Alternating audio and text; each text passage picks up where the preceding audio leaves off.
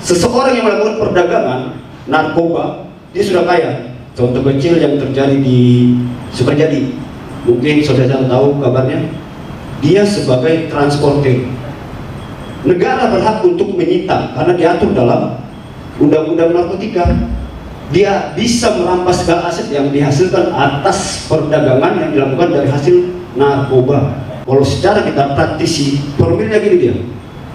Dalam penyidikan, tahap penyidikan yang ditangkap polisi, yang notabene dia hanya membelikan 0,5, seharusnya polisi menyarankan melakukan permohonan asesmen.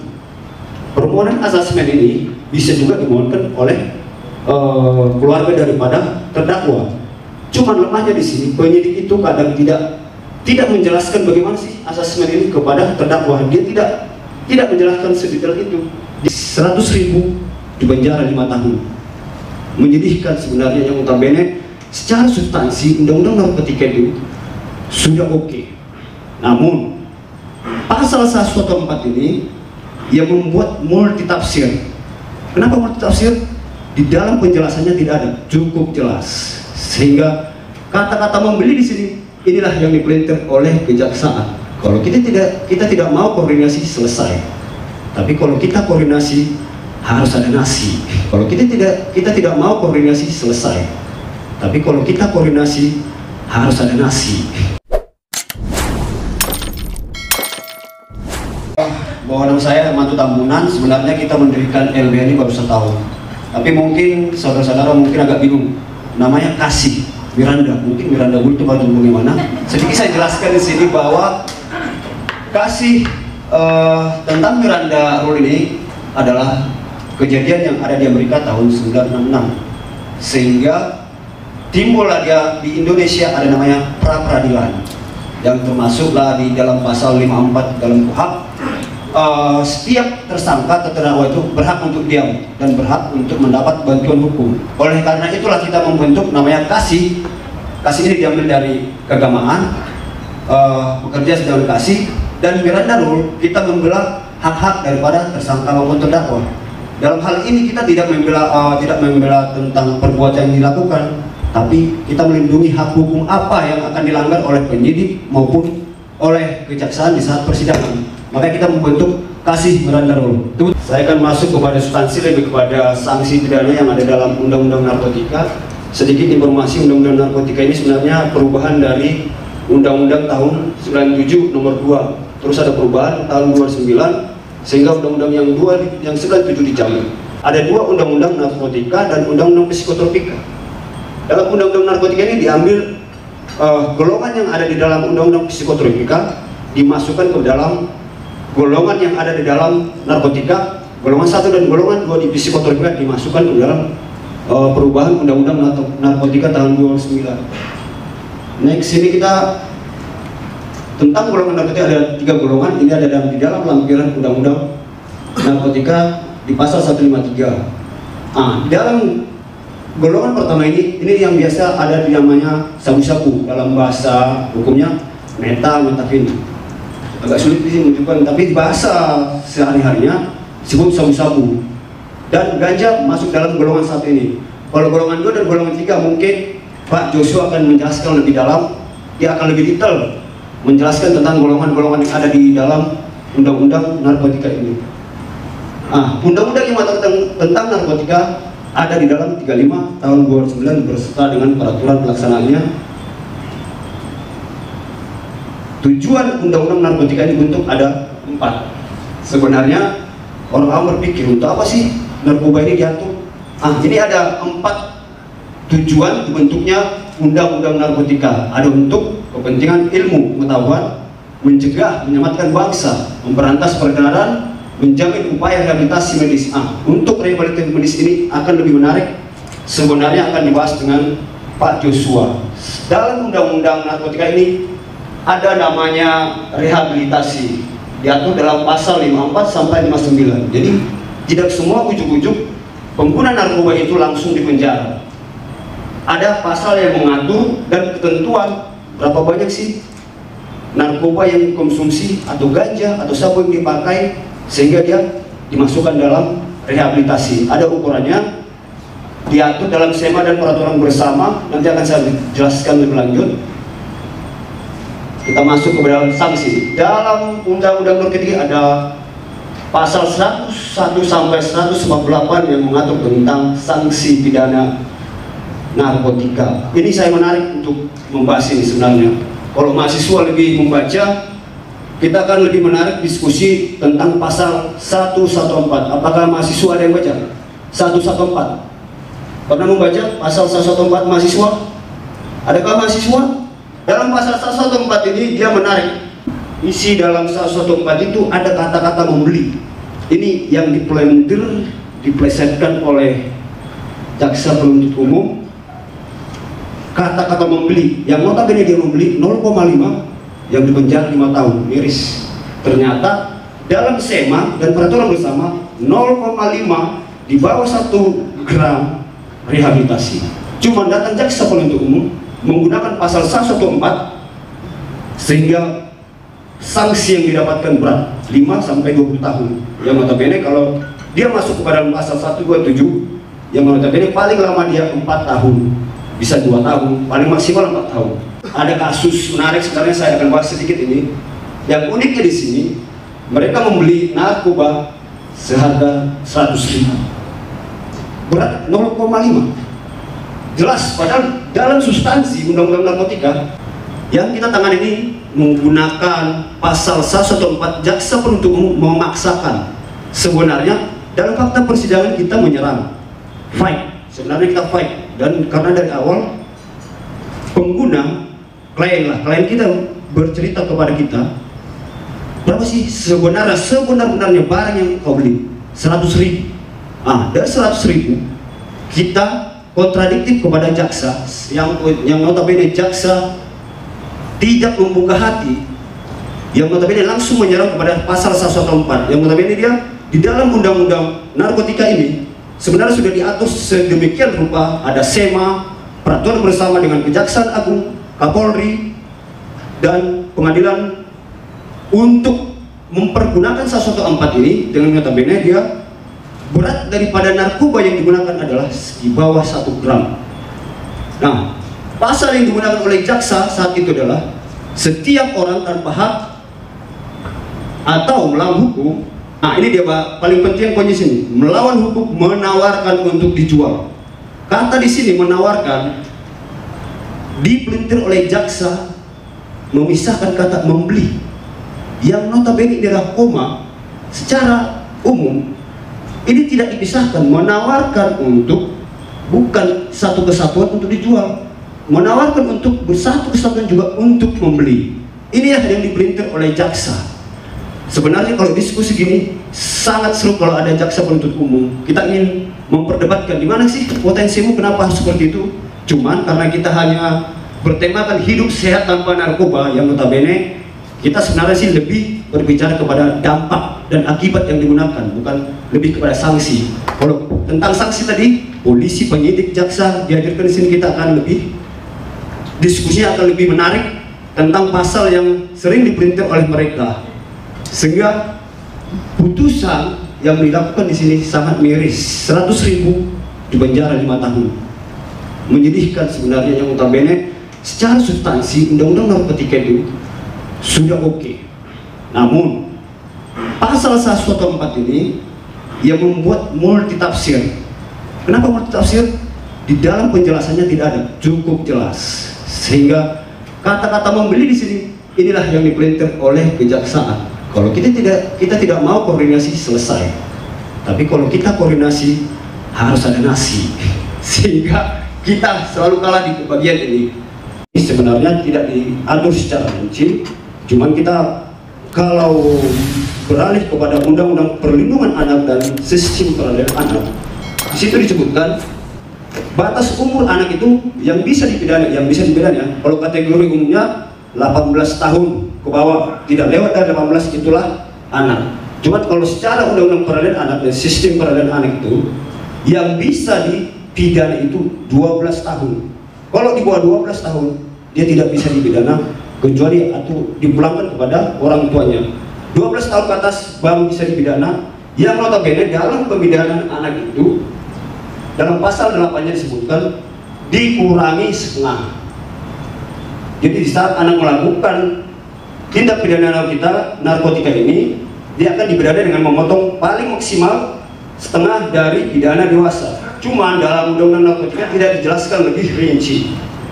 Kembali tadi kepada tentang makanya tadi tentang kasih Miranda itu, saya membahas dan mungkin orang mungkin berpikir gini, kenapa sih pengguna narkoba itu kok dibela sama pengacara?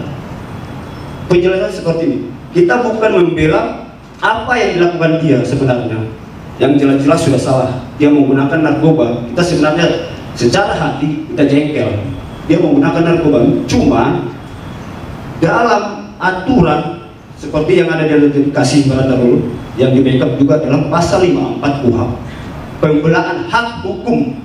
Maka kita hadir di situ sebagai pembela hukum di dalam persidangan. Sebenarnya bukan membenarkan apa yang dilakukan, tapi kita membela hak hukum dia, apa yang dilanggar oleh jaksa penuntut umum maupun penyidik. Ya, seperti contohnya tadi, sebenarnya jaksa penuntut itu sudah keterlaluan menggunakan pasal 114 yang tahun ini diminta 1.000. Disitulah tidak hadir membela kepentingan hukum daripada para terdakwa tadi, karena dia sudah dicakup dalam pasal 54 KUHP itu tentang hak tersangka untuk mendapat bantuan hukum.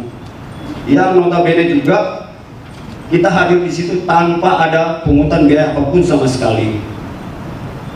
Kita membela berdasarkan pro bono.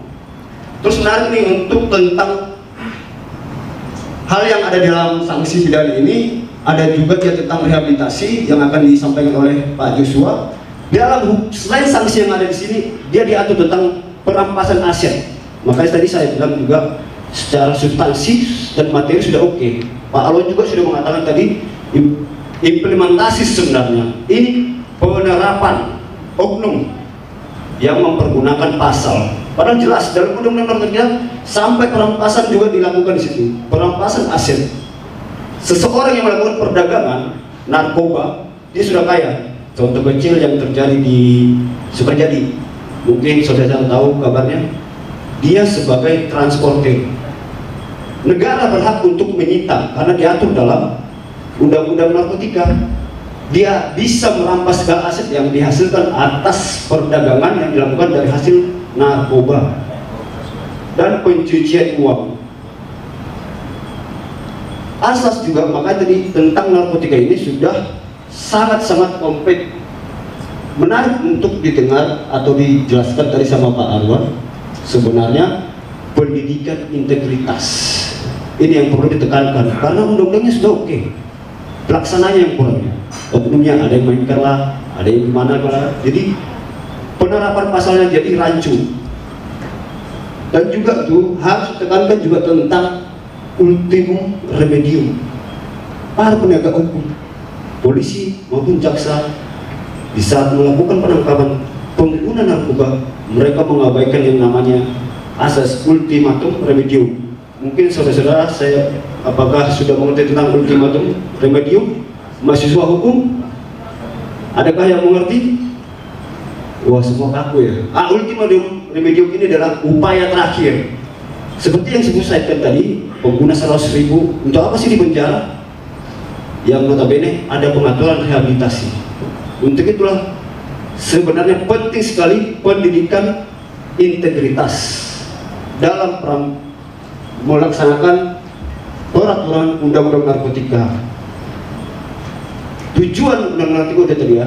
Next, pengobatan dan rehabilitasi sebenarnya ingin saya bahas, tapi sedikit saja. Untuk secara teknis akan dijelaskan oleh Pak Joshua tentang rehabilitasi ini. Kalau secara kita praktisi, formilnya gini dia. Dalam penyidikan, tahap penyidikan yang ditangkap polisi, yang notabene dia hanya memberikan 0,5, seharusnya polisi menyarankan melakukan permohonan asesmen. Permohonan asesmen ini bisa juga dimohonkan oleh keluarga daripada terdakwa. Cuma lemahnya di sini penyidik itu kadang tidak menjelaskan bagaimana sih asesmen ini kepada terdakwa. Dia tidak menjelaskan sedetail itu. Dia diam saja. Yang menentukan dalam perkara tadi kita sudah masuk di tahap persidangan, sehingga kita sudah terlambat untuk mengajukan permohonan asesmen.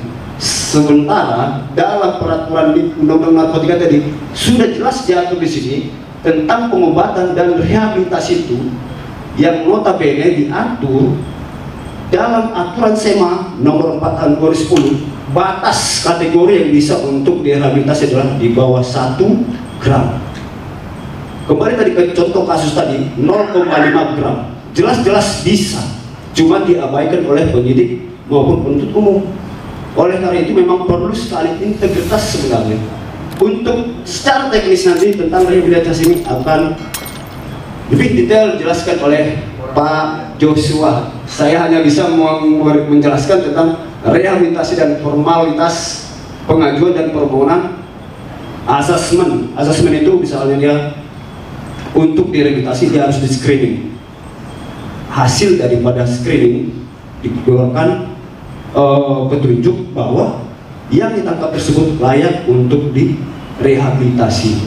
Nama saya Mona Lisa, saya bertempat tinggal di Tiban. Saya dari Fakultas Hukum Universitas Riau Kepulauan Batam. Nah, yang saya ingin bertanya kepada Bapak Hermanto Tambunan. Salah satu tujuan hukum menurut Aristoteles adalah untuk mencapai keadilan, yaitu memberi hak kepada setiap orang atas apa yang sudah menjadi haknya, yaitu diwujudkan dengan pendirian Yayasan PBH Kasih Miranda Rule ya Pak ya, untuk melindungi hak asasi manusia tadi. Oke, saya apresiasi dengan berdirinya yayasan ini. Nah, untuk memenuhi kehidupan ekonominya, masyarakat melakukan berbagai cara. Salah satunya ada yang bekerja, dan kalau kita pemenuhan ekonomi itu bisa berbagai cara. Nah, bisa jadi dia menjadi bandar narkoba dan yang seperti Bapak sebutkan salah satu tadi pengantaran ya Pak ya, kurir. Nah, yang ingin saya tanyakan di sini adalah ketika residivis, ketika seseorang residivis itu berulang-ulang melakukan kesalahan yang sama, ya, kita berbicara tentang hak asasi yang dibela oleh advokat. Nah, bagaimana dengan hak orang yang sudah dirusaknya dengan seperti yang kalau Pak Alwan bilang tadi adalah human, manusia adalah aset. Berapa generasi bangsa, berapa banyak generasi bangsa yang sudah mereka rusak. Ketika kita harus membela hak mereka, bagaimana dengan hak yang lain? Dan hukuman apa yang pantas diberikan kepada residivis ini? Apakah kita mesti membela hak mereka, melindungi hak asasi mereka secara terus-menerus? Karena khilaf nggak mungkin berkali-kali kan Pak? Cukup sekian dari saya. Untuk menanggapi pertanyaan dari Mbak ya, Mbak atau Miss atau apa, Mona Lisa, tentang residivis dan bagaimana sih pengembalian hak-hak para korban. Sebenarnya dalam Undang-Undang Narkotika itu sudah diatur tentang pengulangan. Istilah residivis ini pengulangan tindak pidana. Dalam pemidanaannya, seseorang yang sudah residivis akan ditambahkan pemberatan. Seperti yang saya jelaskan tadi, ada sanksi tentang pemberatan ditambah sepertiga. Misalnya dia setelah divonis bersalah dan keluar dari penjara dan melakukan kembali, akan ditambah sepertiga dari masa hukuman yang terdapat dalam sanksi pasal apa yang dikenakan kepada dia, mulai dari pasal 11 sampai 148 tadi yang saya terangkan. Halo Mbak Mona Lisa, dengar kan? Sepertinya dia ngomong soalnya. Untuk tentang residivis hanya ditambahkan sepertiga pemberatan nama istilahnya. Untuk pengembalian hak seperti yang tadi tanyakan, bagaimana hak-hak dia yang sudah dirusak oleh pengedar. Sebenarnya dalam Undang-Undang Narkotika tentang pengembalian hak yang sudah dirampas atau bagaimana tidak ada diatur untuk itu. Tetapi dalam LPSK, pernah dengar LPSK ya? Lembaga Perlindungan Saksi dan Korban. Cuman dalam LSPK ini kita bisa memintakan kompensasi dari negara atas apa yang dialami akibat dari tindak pidana yang dilakukan oleh seseorang. Cuman dalam LPSK ini tentang tindak pidana narkotika itu belum diatur. Mereka lebih mengatur tentang genosida. Misalnya genosida ini adanya tindak pidana pemusnahan masyarakat secara massal. Terus adanya pembunuhan berantai dan segala macam. Tentang narkotika ini sepertinya belum secara privat to privat belum diatur oleh lembaga LPSK. Demikian, terima kasih.